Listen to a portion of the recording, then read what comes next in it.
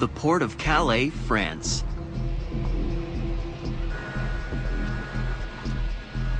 In a quiet corner of the docks, this ship is taking on board an intriguing cargo.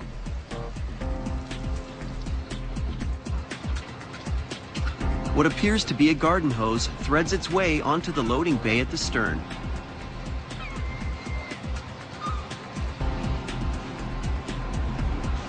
Strange enough, but stranger still, the hose seems to go on and on and on. The hose is, in fact, a massive length of undersea cable. The ship is designed to carry 4,000 kilometers of it.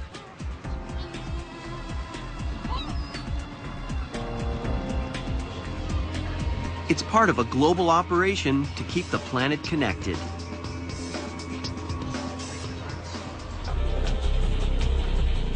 Communication is the lifeblood of the modern world. Undersea cable makes it happen. It carries 80% of all phone, fax, and data transmissions.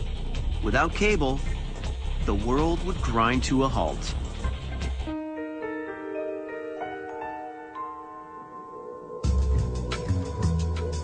Most of the world's undersea cable begins life here, in a plant run by the Anglo-French cable venture, Alcatel.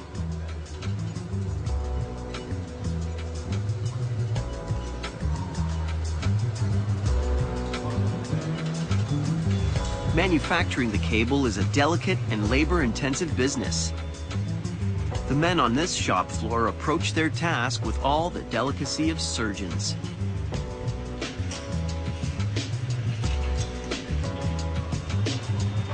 The operation begins with this, a tiny filament of glass. It's called optic fiber. The fiber is impossibly small, just the width of a human hair, and it's designed to carry pulses of light from a laser.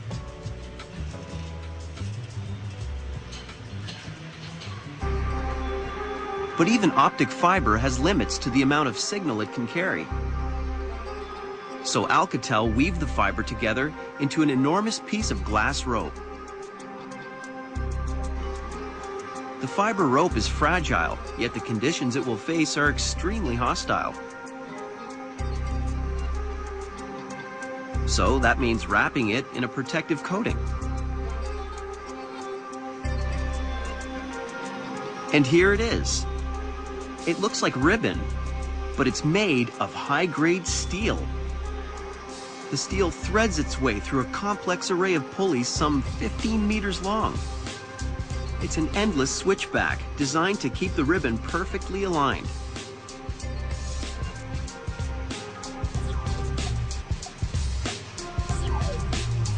As the steel and fiber bundle comes together, something remarkable happens. Miniature rollers squeeze the steel around the fiber to create the tube.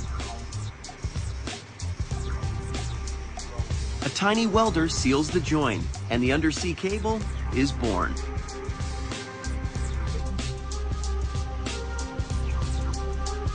After wrapping in a waterproof plastic covering, the cable will be ready for laying.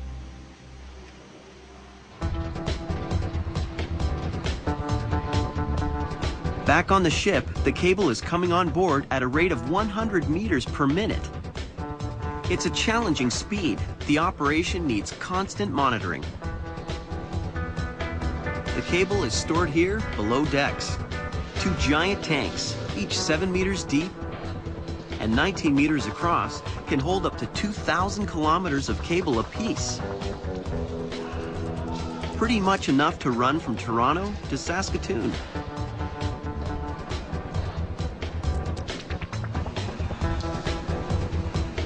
Specialist crews carefully coil the cable into place. Their aim? To make maximum use of the available space. The men work in shifts, each taking a turn to act as ringmaster, while the rest prod and push the cable tight with wedges.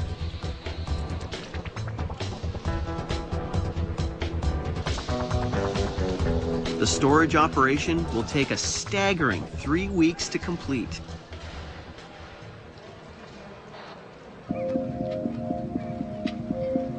Up on deck, a sudden flurry of excitement.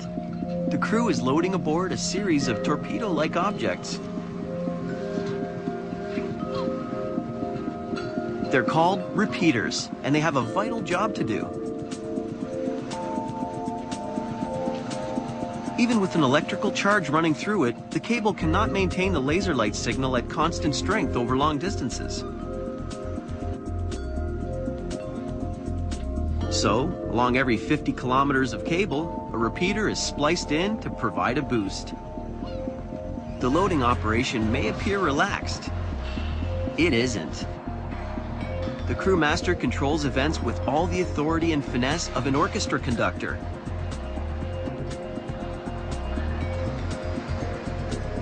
Her team watches her intently. Few words are spoken.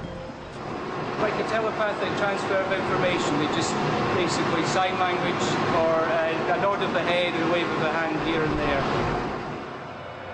Each repeater weighs half a ton. Damage it, and the cost of repair would run to thousands.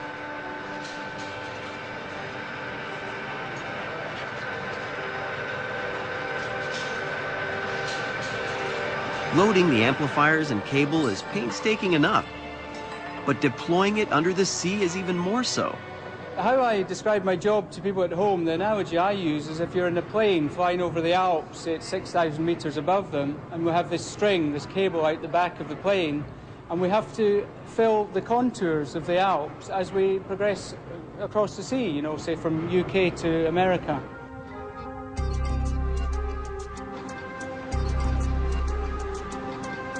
Soon, the ship will slip anchor and head off on another epic voyage, inching its way across the surface of the sea.